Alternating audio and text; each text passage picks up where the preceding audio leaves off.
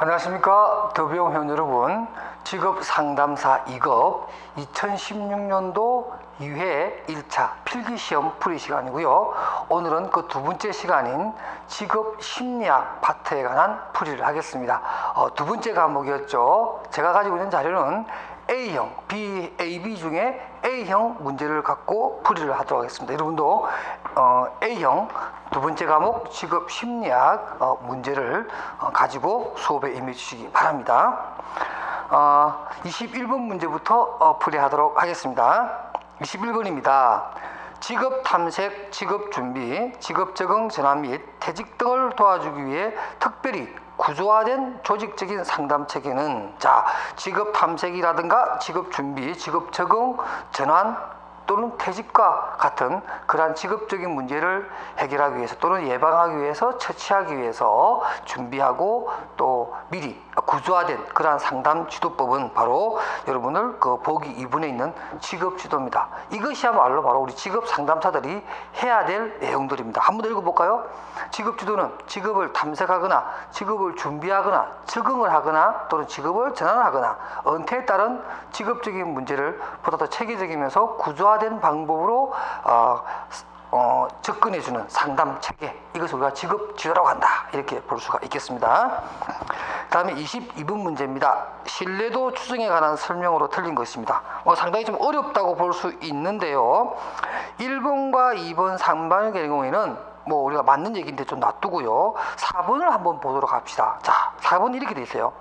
정서 반응과 같은 불안정한 심리적 특성의 신뢰도를 정확히 추정하기 위해서는 검사, 재검사의 기간을 충분히 두어야 한다. 자, 검사, 재검사가 나왔네요. 자, 검사와 재검사가 있는데 우리가 신뢰도에 관한 공부를 조금 상기시켜 보면 검사와 재검사는 단점이 몇 가지가 있죠. 예를 들면 이골 효과라든가 이런 것들이 있는데 우리가 세 번째로 보통 얘기하는 것 중에 하나가 뭐냐면 개인 속성의 변화죠. 개인 속성의 변화 때문에 사실은 단점으로 지적이 되죠. 그러니까 어떤 개인의 정서라든가 또는 심리적인 변화가 극심하게 일어날 수 있다는 거죠. 처음 검사할 때와 두 번째 검사의 상황에서 정서라든가 내담자의 심리 내적인 변동이 심하게 되면 우리가 이 두 개 사이에 뭐라 그럴까요?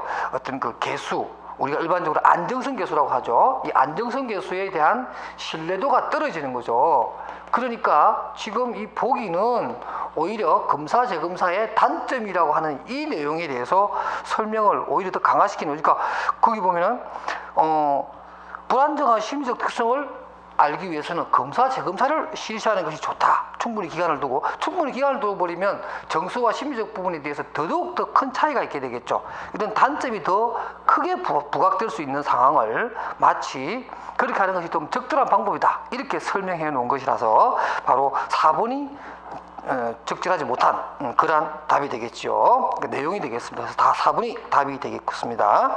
그 다음에 23번입니다. 역시 언제든지 나왔던 슈퍼의 직업 발달 또는 진로 발달 5단계. 그래서 성탐, 학류세 이렇게 외우고요. 우리가 지난 시간에 풀었던 직업 상담학에서는 뭐가 나왔었죠? 그렇죠. 발달적 입장에서의 직업 상담 6단계가 나왔던 거 기억하실 겁니다. 이번에는 슈퍼 문제가 상담학과 심리학에 골고루 나왔다고 볼 수 있네요. 그 다음에 24번입니다. 진로 발달에서 맥락주의에 관한 설명으로 틀린 것입니다. 자, 맥락주의에 관한 문제도 간혹 잊혀질만 하면 나오게 되는데, 자, 맥락주의 하면 여러분 항상 머릿속에 생각하는 것은 구성주의, 그죠? 맥락주의는 구성주의 철학에서 출발을 했고요. 일단은 개인과 환경 간의 상호작용을 굉장히 중시하고 있으며 행동 그 자체를 상담에 있어서 중요한 요소로 인정하고 있다, 이렇게 설명을 하고 있고요.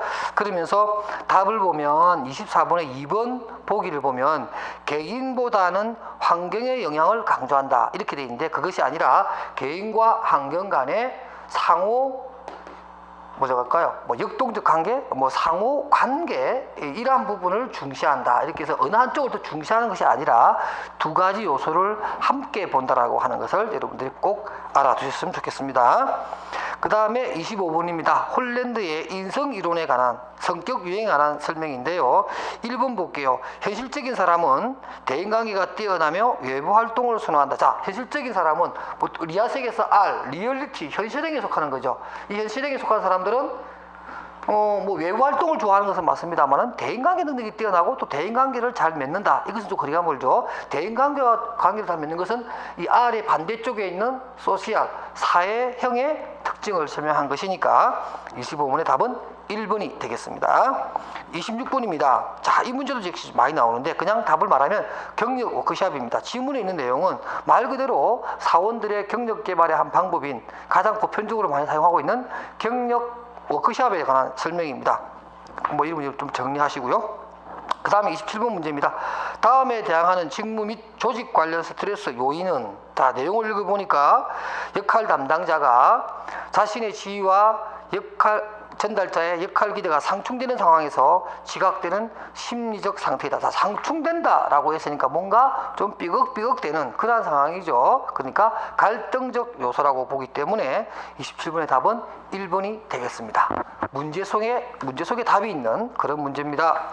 28번입니다. 직무 분석 방법과 가장 거리가 먼 것은, 자, 우리가 뭐 직무 분석에 대해서 우리가 일반적으로 최초 분석법부터 시작해서 대입헌법이라든가 그다음 또 비교 확인법 이런 것들이 있고요. 또 최초 확인법에는 면접, 인터뷰, 관찰 또는 설문지, 촬영법, 또 체험법 이런 것도 있는데요. 일반적으로 실험법이라고 하는 것은 우리가 물론 여러 가지 연구 방법론에 있어서 실험법이라고 하는 것을 사용합니다만은 직무 분석에서는 실험을 한다라고 하는 독립 변수와 종속 변수를 놔두고 상관관계나 인과관계를 찾는 그러한 방법으로서의 실험법을 사용하기에는 조금 어폐가 있죠. 거리가 있다고 보아집니다.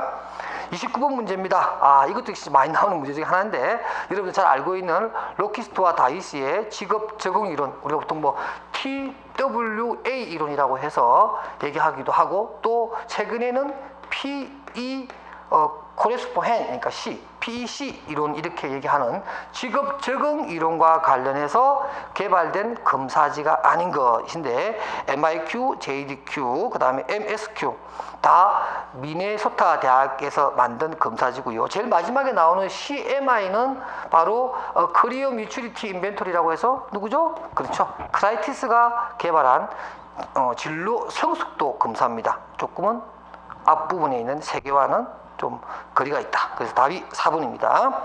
그 다음 30번 문제. 직무 분석의 용도를 모두 고른 것은, 자, 이런 문제는 우리가 하나 죽는다 이렇게 생각하시면 돼요. 우리가 직무 분석을 하는 이유가 뭔가요? 직무 분석을 하고 나중에 직무 평가를 하게 되고 직무의 상대적 가치를 알게 되는, 그 다음 또 직무 수행 평가를 하게 되는 순차적인 과정을 겪게 되는데요. 바로 이런 직무 분석의 용도를 모두 고른 것에 있어서 지금 박스 안에 있는 보기 4가지가 전부 다 직무 분석의 용도, 무슨 목적 이렇게 볼 수가 있습니다. 그래서 답이 4번입니다. 그 다음에 31번입니다. 분류 변인에 관한 설명으로 옳은 것. 자, 분류 변인이라는 개념이 작년 15년도부터 나오기 시작한 개념인데요. 아예 이거는 문제를 푼다기보다는 분류 변인이라는 것이 뭔가 개념을 한번 딱 정리하고 갑시다. 제가 해둔 그 해설을 한번 보시게 되면 분류 변인이란 연령이라든가 지능, 성격 특성이라든가 태도 등과 같이 피험자의 속성에 관한 개인차 변인 등을 말한다. 다시 말해서 우리가 개인차가 있는 individual difference라고 해서 우리가 평가를 한다든가 아니면 어떤 측정을 한다든가 이런 것을 할 때는 개인차 부분을 확인하기 위한 것이잖아요. 그래서 개인차가 되려면은 개인차가 날 수 있는 성별이라든가 성격이라든가 지능이라든가 흥미라든가 그러한 것들이 서로가 좀 다른 면을 보여야 되겠죠. 그래서 거기에 따른 개인차를 측정하는 것인데 바로 이러한 개인차가 있는 그런 것을 우리가 분류 변인이라고 합니다. 우리가 보통 변인이라는 단어를 많이 써왔지만 앞에 분류라는 말은 안 쓰는데 변인이라는 것 자체가 원래 분류되는, 유형별로 분류가 되는 그런 내용이기 때문에 이번 참에 분류 변인이라는 개념을 확실히 알고 넘어가도록 하겠습니다. 다음 32번입니다. 윌리엄슨의 진로 선택 유형 중 어리석은 선택과 관련된 요인을 모두 고르세요. 자, 우리가 지난번에 상담학 시대 보면 또 윌리엄슨의 직업 상담 문제 유형이 나와가지고 뭐였던가요? 정보의 부족, 보딘의 내용을 살짝 집어넣고 찾는 그런 문제가 나오는데 이 문제도 마찬가지네요. 거기 보면 자, 어리석은 세탁과 관련된 요인을 모두 고르시오라고 되어 있는데 뭐 목표와 맞지 않는 적성, 기억, 그다음 니은 흥미와 관련이 없는 목표를 갖고 되는 것, 그다음 또 리얼, 특권에 대한 갈망을 갖고 있는 것, 이런 것들은 어리석은 선택 또는 우둔한 선택에 해당되는 것이지만 무선택이라고 하는 것은 우리가 윌리엄슨의 문제 유형 4가지 중에서 제일 첫 번째로 많이 언급하는 게 바로 무선택에 관한 유형이잖아요. 그건 유형은 따로 있기 때문에 32번의 답은 2번, 그러니까 디귿을 뺀 나머지 기억과 니은과 리얼을 잘 묶어준 2번이 정답이 되겠습니다. 33번입니다. 스트레스 상황에 대처하는 행동으로 가장 거리가 먼 것입니다. 자, 스트레스가 쌓였어요. 친구들 만나서 실컷 수다를 떨면 참 좋죠. 우리가 보통 뭐 우울증이나 스트레스 쌓였을 때 친구들에게 막 수다도 하고 화가 난 것도 풀고 좋은 거라고 합니다. 그다음 또 이불을 뒤집어 쓰고 그냥 잠을 자버립니다. 잊어버리는 거죠. 아니면은 도망을 가버리는 회피하는. 우리가 스트레스에 대해서 그렇게 얘기하죠. 뭐 fight or flight. 스트레스와 싸우든가 아니면 아예 도망가 버리든가. 그죠? 뭐 이런 방법이 있겠고. 그 다음에 또 3번에 보면 정해진 시간을 꼭 지키려고 노력하고 애쓴다. 이건 아니죠. 이건 스트레스를 그야말로 키우는 것 중에 하나입니다. 스트레스가 왔다고 생각되면 조금 느슨하게 여유를 가지고 과정을 좀 즐기면서 무엇보다도 마음의 여유를 가지는 게 필요한데 빡빡하게 굴면 더더군다나 스트레스에 더 약해지는 거죠. 그 다음에 또 4번에 보면 현실을 직시하고 타협이나 양보를 한다. 이게 좋은 태도라는 거죠. 그래서 33번에 3번이 틀린 내용이니까 정답이 되겠습니다. 그 다음에 34번입니다. 직업 관련 스트레스 요인에 관한 설명으로 옳은 것 해서 스트레스 요인과 관련해서 옳은 것을 찾습니다. 그래 보면은 자, 4번에 보면 이런 얘기가 나오네요. 스트레스 상황에 노출되면 A 행동이 B 행동보다 더 많은 부정과 투사 기제를 사용한다. 자, 여러분들 우리가 프리드만 교수 기억나십니까? 프리드만 교수가 말하기를 스트레스와 관련해서 A형과 B형 이렇게 나누게 되는데 A형의 경우 같은 일반적으로 굉장히 막 성격이 급하고 목표 지향적이고 또 투쟁적이고 또 고집도 세고 책임감도 아주 투철하고 이래서 상당히 스트레스에 굉장히 약하다 이렇게 설명을 하죠. 그러니까 부정을 한다든가 아니면 뭐 투사적 기제를 사용한다든가 이런 확률이 높다 이렇게 되니까 34번에 4번이 제대로 설명한 것이고요. 1번은 뭐냐면 이런 거예요. 개인의 책임 한계나 직무의 목표가 명료하지 않을 때 발생하는 것이 역할 갈등이다. 이거 할까 저거 할까 갈등이 생기는 거 이것도 다 마찬가지겠고요. 또 3번도 봅시다. 공식적이고 구조적인 조직은 동료와의 관계와 같은 조금 전에 제가 설명했겠네요. 1번 같은 경우 있잖아요. 1번 같은 경우에는 개인의 책임 한계나 직무의 목표가 명료하지 않을 때 발생하는 것은 역할 갈등이라기보다는 일반적으로 역할의 모순 같은 이런 것이라고 얘기할 수 있겠고요. 그래서 3번부 한번 볼게요. 공식적이고 구조적인 조직은 동료와의 관계와 같은 인간관계 변수 때문에 역할 갈등이 발생한다. 자, 공식적이라고 하는 것은 일반적으로 뭐 비즈니스 분야에서 일어날 수 있는 그러한 갈등 요소죠. 그러니까 이것은 인간관계가 아니고 인간관계에 관한 부분에 있어서 스트레스를 받으려면 인간관계에 대한 스트레스를 받으려면 이것은 공식적인 것이 아니고 비공식적 관계에서 일어나는 스트레스 요인이라고 설명할 수가 있습니다. 그러니까 앞에 공식적이라는 말을 하지 말고 비공식적인 이렇게 했다면은 3번이 문장이 맞을 텐데 앞에 공식적이라고 되어 있고 뒤에는 인간관계라고 했기 때문에 서로 맞지가 않다 이렇게 찾으시면 되겠습니다. 그 다음 35번입니다. 심리검사에 관한 설명으로 옳은 것입니다. 자, CMI는 태도, 척도와 능력 척도를 구성되며 진로 선택 내용과 감정이 통합적으로 반영되어 있다라고 해서 CMI 크라이티스가 제작을 한 진로 성숙도 검사에 대해서 올바르게 설명해 놓은 내용이고요. 2번을 볼까요? MBTI는 외향성, 호감성, 성실성, 정서성 이렇게 쭉 해서 5요인으로 구성되어 있는데 이렇게 되어 있습니다. 그러나 제 해설해 보게 되면 MBTI는 4개의 양극을 가지고 있죠. 뭐 내향, 외향, 또는 뭐 감각과 센스와 직관, 그 다음에 또 seeing과 또 feeling, 감정 이렇게 구분되어 있고, 그 다음에 젖지와 뭐 인식 같은 거, 판단과 인식 이렇게 두 가지로 나눠져 있죠. 그래서 네 개의 양극을 갖추고 있는 선호성 지표를 가지고 있다. 이렇게 해야 맞는 문장이니까 틀린 거고요. 그 다음 또 3번입니다. 좀 어려웠던 문제 중 하나인데, MMPI에서 한 하위 척도의 점수가 70점이라고 하는 것은 기준 집단에 비추어 볼 때 평균보다 한 표준 편차 아래인 것을 의미한다. 자, 여러분들 우리가 MMPI 많이 공부하죠. MMPI가 뭐 오리지널도 있고, 뭐 82년도인가요? 거기는 MMPI2가 나왔고, 또 MMPI-A, 우리가 청소년용도 있습니다. 그러나 이 MMPI에 일반적으로 뭐 다단도 척도이든 간에 아니면 또 임상 척도라고 하더라도, 임상 척도의 8개의 내용이 보게 되면 대부분 점수가 65점보다 크게 되면 이상 수치로 보게 되는 거죠. 그러니까 지금 보기에 보면은 70점이라고 했으니까 이것은 우리가 평균보다도 훨씬 높은 그러한 이상치를 봅니다. 그러니까 그 보기에 나와 있는 것처럼 평균보다 한 표준 편차 아래인 것이 아니라 오히려 위라고 하는 것을 알 수가 있습니다. 그러니까 평균보다 높은 표준 편차의 내용 위로 올라가는 거죠. 그러니까 정도가 심해진다. 예를 들어 뭐 불안장애라든가 아니면 뭐 여러 가지 성격이라든가 불안장애, 성격장애 또는 무슨 뭐 트라우마 또는 뭐 여러 가지 성장애 또는 어떤 게 있을까요? 또 우리가 뭐 연극성 장애라든가 이런 것들이 다 해당되겠죠. 이런 것들이 보통 65점 이상이 됐을 때는 이상 수치를 봅니다. 높은 수준을 본다. 그런 얘기죠. 평균보다 한 단계 낮은 표준 편차를 설명하는 것이 아니라 윗단계를 설명하는 것이다. 이렇게 해야 맞는 것이고요. 그다음 4번에 보게 되면 역시 마찬가지죠.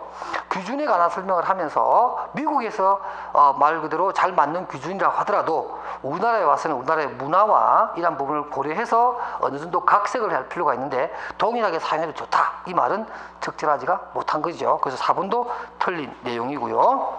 그 다음에 36번입니다. 정신건강에 문제가 있는 사람을 측정하고 구별하기 위해 사용하는 검사. 우리가 조금 전에 풀었던 MMPI, 이 검사지가 대표적인 정신적 장애나 행동의 어떤 이상치 또는 부적응의 문제를 검사하는 그런 대표적인 검사지라고 할 수가 있겠습니다. MMPI도 두 문제씩이나 나왔네요. 그 다음에 37번 문제입니다. 메슬로우가 제시한 자기 실현한 사람의 특징이 아닌 것. 자, 우리 여러분 메슬로우 하면 욕구 위계 이론, 그죠? 니드스 하이라키 시어리라고 하는 그 이론으로 유명한데, 이제 여러분 잘 그리는 이런 뭐 피라미드 그림 그려서 생존 욕구부터 제일 위에 있는 자아 실현 욕구까지 이렇게 설명한 학자인데요. 이분이 제시한 내용 중에 하나가 자아 실현한 사람의 특징이라고 하는 것을 7가지 언급했는데, 그 7가지 내용을 2차에서는 이제 이걸 외워서 쓰게 하는 이런 문제가 나오는데, 이번에 1차 시험에는 그러한 7개에 해당되는 것과 거리가 먼 것을 설명해 놓은 것인데요. 답은 1번입니다. 뭐 부정적인 감정 표현을 억제한다. 이거 누가 말했는지는 모르지만 적어도 메슬로우가 얘기한 내용은 아니기 때문에 정답이고요. 2번과 3번, 4번은 제가 그 해설에 일반적으로 자기 실현한 사람의 특징을 설명하면서 2와 3과 4에 해당되는 내용에 대해서 제가 밑줄 좀 쳐놨습니다. 여러분들 유인물로 참조하도록 하겠습니다. 그 다음에 38번 문제입니다. 이 문제가 상당히 까다롭기도 하고 또는 약간 문제의 미스가 아닌가 저는 그렇게 생각을 합니다. 자, 이거는 여러분들이 아시려면 일반적으로 우리가 T 점수와 Z 점수를 좀 알고 있는 상태에서 설명하고, 가장 원점수가 뭐죠? 높은 사람부터 낮은 사람으로 이렇게 순서를 한번 바르게 나열한 것을 찾는 겁니다. 그랬더니 일단 기억은 원점수가 60이에요. 기억은 65점이고요. 원점수만 생각합니다. 그 다음에 이제 여러분들 디귿과 리얼부터 먼저 한번 구해보도록 하겠습니다. 디귿과 리얼을 구하는데 디귿은 좀 쉬울 수가 있습니다. 자, 거기에는 평균과 표준 편차를 두고 있습니다. 그러면은 지금 디귿은 Z 점수인 표준 점수가 1점이라고 해서 좀 올라갈게요. Z 점수는 여러분 잘 알다시피 원점수에서 평균을 빼고 거기다가 S 표준 편차로 나눈 거잖아요. 근데 이때 이것은 일단 1점을 줬어요. 1점을 줬기 때문에 여기는 편차는 얼마예요? 10이고 그 다음에 원점수는 모르죠. x를 놔두게 되고 그 다음에 평균이 50입니다. 이거 계산하게 되면 여러분들 뭐 이게 10수하고 약분 여기 19 펴주면 여기 10이고 그 다음에 여기 이렇게 넘어가게 되죠. x값을 구하려면. 그러면 자연스럽게 x는 60점이 됩니다. 다시 말해서 디귿의 원점수는 바로 60점이 된다는 것을 여러분들이 알 수가 있을 겁니다. 그 다음에 이 리얼은 계산식을 두 개 해야 돼요. 왜냐하면 t 점수를 두고 있기 때문에 t 점수가 75라고 되어 있으니까 일단은 t 점수 계산식에서 z 값을 찾아내고 또 z 값을 가지고 원 점수를 찾아야 하는 조금은 복잡한 그런 얘기입니다. 여기 알다시피 t 점수의 계산법은 z 점수에다가 곱하기 10을 하고 더하기 50을 합니다. 근데 지금 이게 75예요. 자, 그럼 75. 그 다음에 z 값은 몰라요. 그렇지만 이게 75가 되려면 z 값이 뭐가 돼야 되는지는 이제 알 수가 있겠죠. 자, 얼른 보면 이게 20이 이게 25가 나와야죠. 이게 25가 나와야 75가 나오는 거잖아요. 그죠? 그러니까 z 값은 2.5가 돼야 곱하기 10이니까 25가 되잖아요. 그죠? 그러니까 z 값은 뭐예요? 2.5가 되는 거죠. 그럼 z-값을 가지고 다시 이 공식에다 집어넣습니다. 그럼 z-값이 2.5이면서 자 표준 편차 10이라고 그랬고 그 다음에 평균이 50이라고 그랬고 원점수는 x입니다. 모르죠. 자 이거 양쪽에 10 곱하면 이거 없어지고 그 다음에 이게 25가 되겠네요. 그죠? 이게 25가 되고 그 다음에 x값을 이제 찾아야 되는 거니까 여러분 보시게 되면 계산하게 되면 여기에 바로 얼마가 나오느냐 원점수죠. 계산하게 되면 원점수는 바로 75점이 됩니다. 그래서 t점수도 75점이지만 여기에도 원점수가 75점이라는 게 나옵니다. 자, 일단 이렇게 되면 우리는 니은을 뺀 나머지 65, 60, 70이기 때문에 이것만 갖고 순서를 보게 되면은 높은 거니까 리얼과 그 다음에 뭐죠? 기억이 되고 그 다음에 뭐가죠? 디귿이 됩니다. 그래서 이 답은 지금 여러분들 보기에 나와 있는 3번입니다. 그래서 리얼, 기억, 디귿 해서 자연스럽게 니은이 제일 마지막으로 되어 있는데 참 이게 조금 문제가 좀 전에 에러가 아닌가 하는 생각이 드는 게 뭐냐면 지금 그 박스 안에 들어가 있는 니은에 보면은 이렇게 되어 있어요. 100분 위 점수가 70점입니다. 자, 여러분들 알다시피 100분이라고 하는 것은 일단 그 집단 내 기준 점수에 해당되는 겁니다. 그래서 이 70점이라고 하는 것은 우리가 보통 뭐 70%라고 얘기한다 그러면 이미 이것은 기준 점수로서 원 점수가 아니죠. 그래서 우리가 100분위 점수가 70점이라는 것은 이 점수의 하위에 밑으로 70명이 있다 이런 뜻이잖아요. 100명 중에서. 그죠? 우리 그렇게 얘기하잖아요. 그러니까 이게 100분위 점수는 이런 거죠. 예를 들면 내가 어떤 수학 문제에서 10문제 중에 수학을 5문제 풀었다고 칩시다. 그 5문제 풀게 됐는데 이 5문제 푼 사람이 그죠? 밑으로 70명은 못 풀었다는 얘기예요. 70명은 못 풀었다. 그리고 나는 5점을 5개를 풀었는데 내 밑으로 70명이 못 풀었다는 얘기는 내가 뭐죠? 70%에 100분의 70%에 해당되는 사람이다 이렇게 얘기하는 거고 우리식으로 얘기하면은 뭐죠? 상위 30%에 해당된다 뭐 이렇게 얘기할 수가 있잖아요. 그래서 그 내용밖에 안 나오는데 아 죄송합니다. 이 100분 갑자기 막혔네요. 느닷없이 이게 70%만 나오고 그게 좀 더 이렇게 단서가 되는 내용이 없어요. 원점수를 구하는. 그 어쨌든 간에 이거 뺀 나머지 3개의 순서를 알았기 때문에 이게 답이라는 것은 알고는 되겠지만 이 부분을 좀 더 명확하게 알기 위해서는 약간의 그 문제에 뭔가 좀 소스가 좀 더 부족한 그런 내용이 아닌가 이렇게 보여집니다. 잠깐 물 한 잔 마실게요.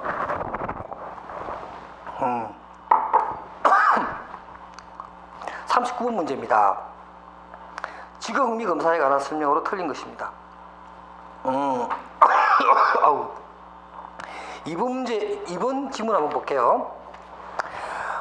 지구 흥미 검사에 대해서 기초적 지향성으로 자료와 관념, 사람, 사물의 지향을 분류하였다. 자, 이게 우리 잘 알고 있는 그 프레디즈라고 하는 학자의 4가지 분류에 관한 얘기인데요. 제가 뭐 풀이에도 해놨지만 지구 흥미 카드가 우리 흥미 검사라든가 지구 카드에 보면은 아유, 왜 갑자기 이렇게 되죠? 잠시만요.